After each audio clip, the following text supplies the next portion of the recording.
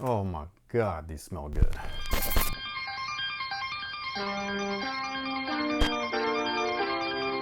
Hey, what's good guys? My name's Chris. Welcome back to the official WearTesters.com YouTube channel. Today we got a detailed look and breakdown on these bad boys right here. This is the Air Jordan 5, what used to be known as the Air Jordan 5 LS, but these are now known as simply the Air Jordan 5 SE Burgundy. I'm on Burgundy?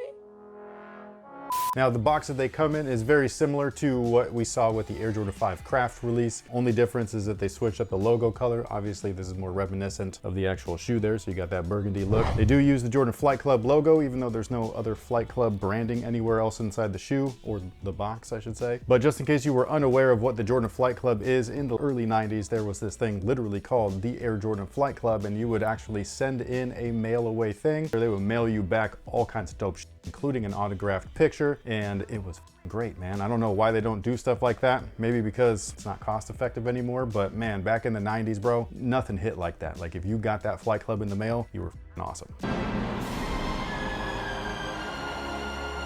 Now this particular release, like I was saying earlier, originally was introduced as a lifestyle release, or back then known as the LS version of retro. And in that time frame, that was like the early days of Jordan Brand. So this is 2006, even though the brand started back in what, 98, 99, somewhere around there. The Air Jordan 12, 13, so 97, 98. It depends on who you ask. Some people think that the 12 is the definitive start. Some people think it's the 13, because technically it was the first Jordan that didn't come in like a Nike box at all. It's like a little bit of a muddled history, but I wouldn't say that either person is wrong depending on what you say. It's just kind of part of its history. But fast forward to 2006, and like I said, they were just releasing lifestyle or LS colors. There was retro, and you would normally get OG colors like the Air Jordan 5 Grapes came out right around this time, but then you would get LS like this, which were updated versions of the original shoes, but in more I don't want to call it like modern looks, but fresh new colorways.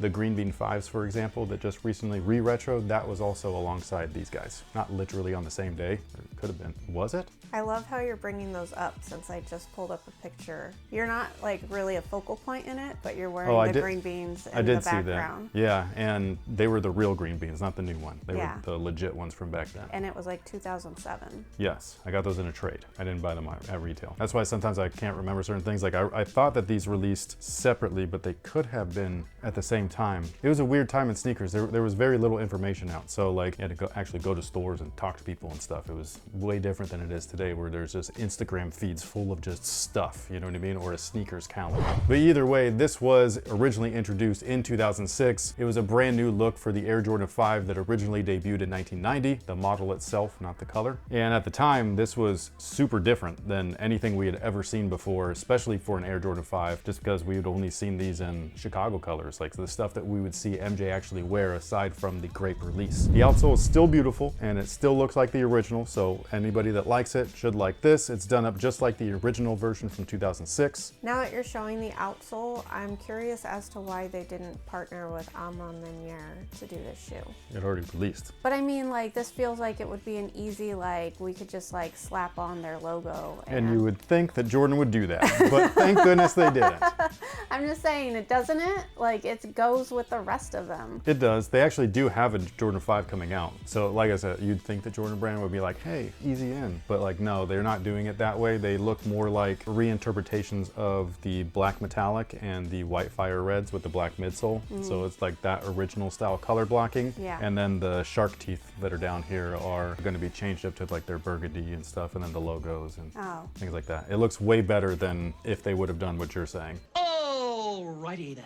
But anyways, we got clear rubber at the heel and forefoot per usual. We got herringbone traction, a traction pattern that was originally introduced the year prior on the Air Jordan 4. And then the tech specs are just like the previous Air Jordans, at least starting with the 3. And that includes a polyurethane midsole. Inside of that midsole is an encapsulated forefoot air unit, and then inside of the heel is a visible air unit, which you can actually see. They're nice.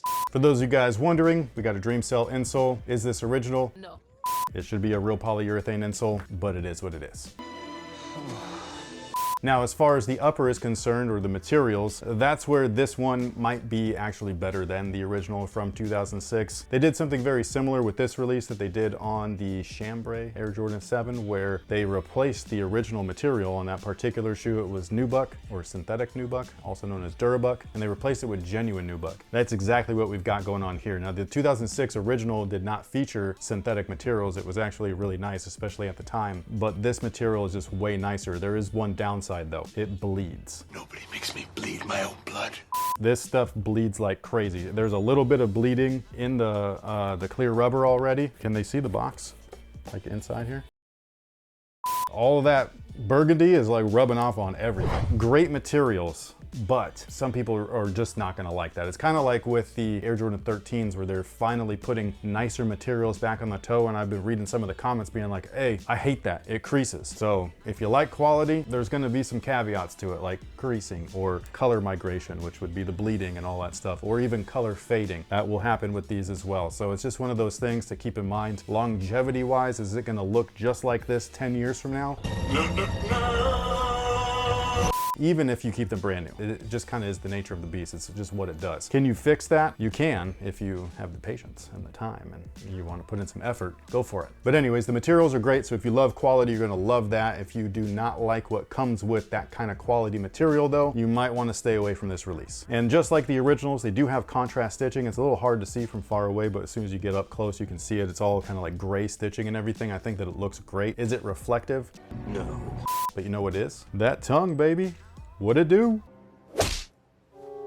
They do come with a lace lock on there. I usually take those things off, even though I do think that they're super cool. I just think that they're super dumb when you're trying to wear your shoe. They're like cumbersome and kind of get in the way and everything. But back in the day when I was young, hot damn, those were awesome. And in the rear of the shoe, there is no Nike branding. And why is that? Because it's not an original colorway. Thank you very much. But will Ama Manier have Nike Air branding on the back? Most definitely. I know, that's some doesn't it? Way to confuse your customers, guys. And as far as fit is concerned, you can go true to size. You should be good to go. These do not fit quite as long or as big as the Chicago version of the shoe. Kind of said that funny. Chicago. The Bears.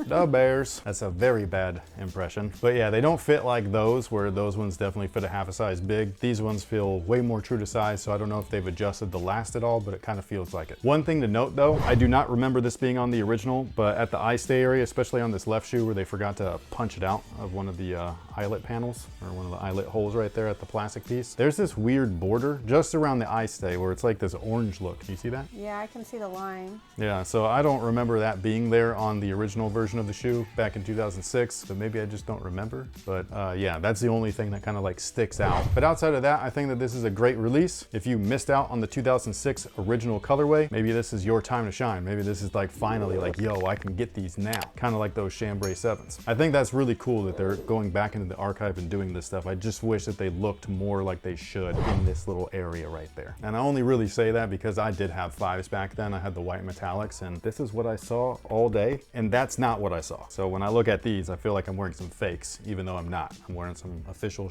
from Jordan Brand. It's just not made right. So hopefully they go back and they kind of like tweak things. They have a whole archive. They got original versions of the shoe. This should not be a mistake that they make. But with all that being said, again, it is a fantastic release material wise. Just watch out for the color migration, AKA the bleeding. But sound off below and let us know what you think about them in the comment section. We would love to hear from you guys. Thank you so much for watching. Thanks for all the support. We will catch y'all on the next one. So until then, have a good one.